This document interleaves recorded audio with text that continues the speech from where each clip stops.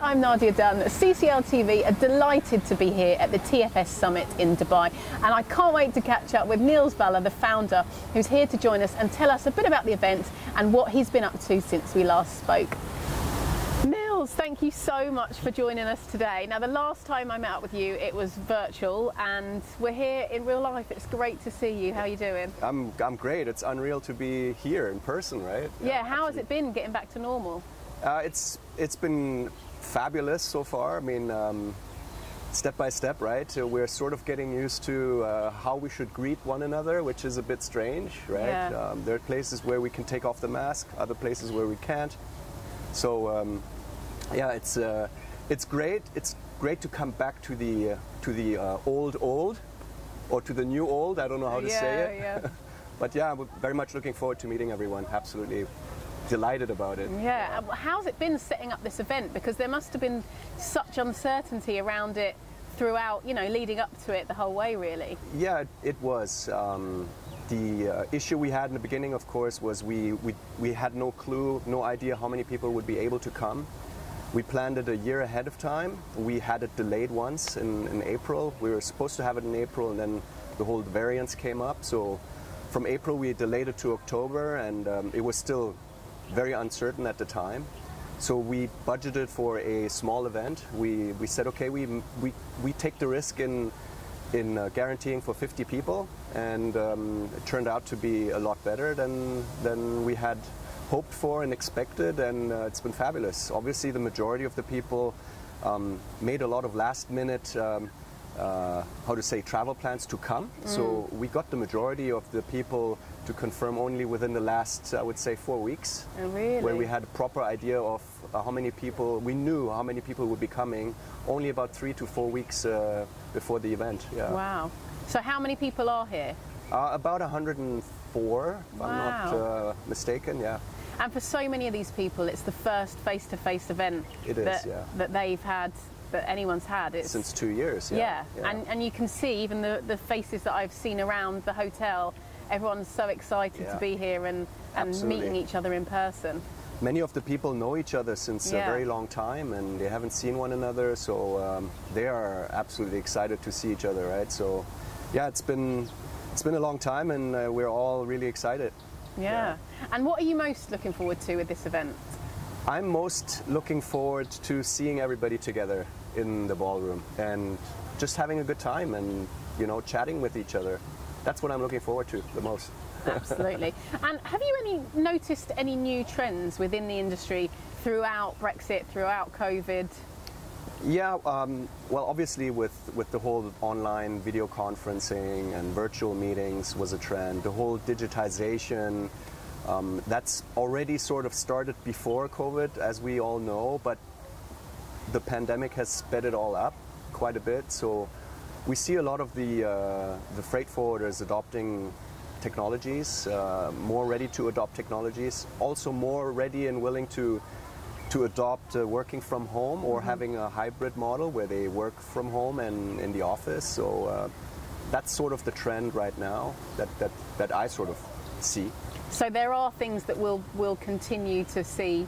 Yeah, absolutely. I think including for us, we will allow our staff to work from home a few days a week. And then the rest, you know, we'll see. Maybe you come 2 days a week to the office and you work 3 days a week at home. Yeah. Something in that direction, right? And we spoke about cross-border having exponential growth, and I did ask you this before, whether you thought about creating another network specifically for e-commerce logistics. Is that something that you've given any more thought to? Our doors are open to creating a group like that, but we will not do it on our own. We want to work with partners that are experts in this field, like we do with our Life Logistics, which is a pharmaceutical network. We have pharmaceutical partners that are helping to develop this.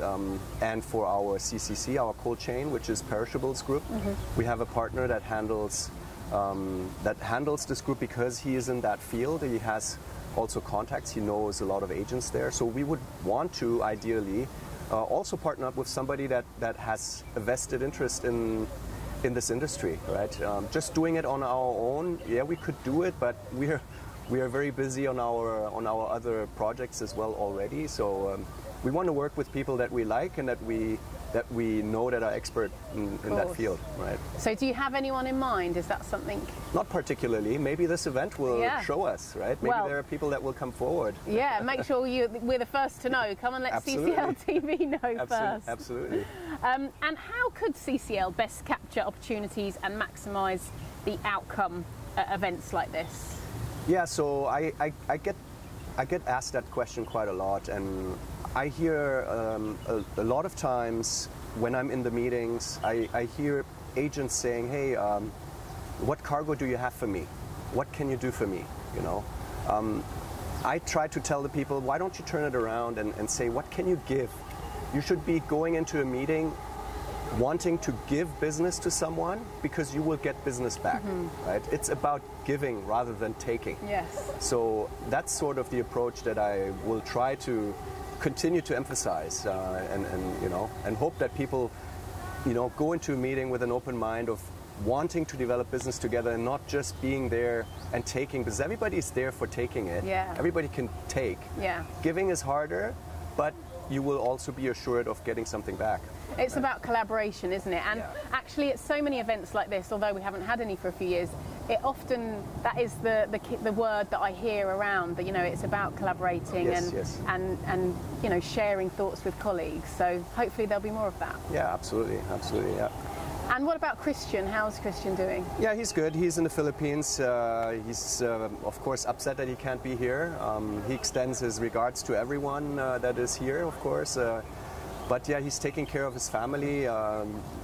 He can't travel at the moment, but he will be there next time, for sure. Excellent. It must be difficult trying to keep in contact with everyone all in different time zones. Yeah, it's we've gotten used to coming up with a regular work schedule, a routine. I wake up in the morning and take care of the family first, and then my work starts in the evening, 6 p.m. onwards. So really? my working hours are from 6 to 10 usually.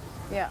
And then, of course, there are odd times where I have to wake up at 4 in the morning because we have a conference call at 5, or so we have to be flexible there in order to accommodate. But you seem to manage it well.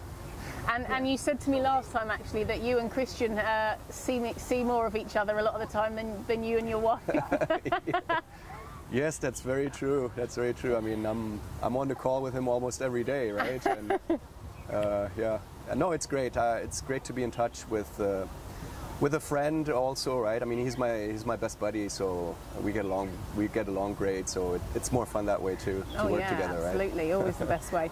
And do you have any plans to host a special session for cross-border e-commerce? No plans yet. In the future, no? No plans yet. No, we'd like to. We'd like to. I mean, we're more than happy to do something with you guys. If you want to do a cross-border event, could be something we could put together on the map, and think about it. That sounds good. We'll have to get Rudy involved and try and get something sorted. Some breaking news may be coming at the end of the conference. Yes. Well, thank you so much for your time, and we can't wait to see the rest of it and get going and meet everyone. Thank you so much, Nils. Thank you for having me. Thank you.